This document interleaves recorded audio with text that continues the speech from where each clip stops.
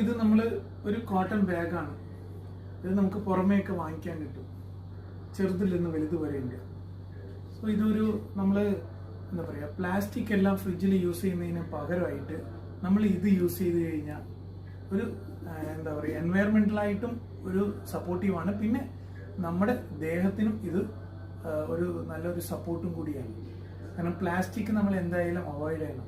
ഇപ്പോൾ കുടിക്കുന്ന വെള്ളത്തിന്, ഇല്ല നമ്മൾ വേറെ എന്തെങ്കിലും ഭക്ഷണം വാങ്ങിക്കുമ്പോൾ ചൂടായ പദാർത്ഥങ്ങൾ അതിലിട്ടിട്ട് തരുന്നത്, ഇങ്ങനെയുള്ളതെല്ലാം ചെയ്യുമ്പോൾ അതുവഴിക്ക് മൈക്രോ ലെവലിലുള്ള പെർസെൻറ്റേജിൽ നമ്മുടെ ദേഹത്തിലേക്ക് ഈ പ്ലാസ്റ്റിക് കണ്ണിലറിയാതെ സൂക്ഷ്മ കണങ്ങൾ പോലെയാണ് ഉള്ളിൽ പോകുക.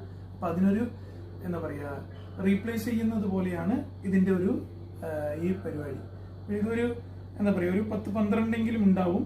ഒരു 397 രൂപയ്ക്ക്, ഒരു 397 രൂപയാണ് ഇതിനെ ഒരു ബെഡിഫൈ എന്ന് പറഞ്ഞിട്ടുള്ള ഒരു കമ്പനി ഇത് വാങ്ങിച്ചിട്ടുള്ളത്.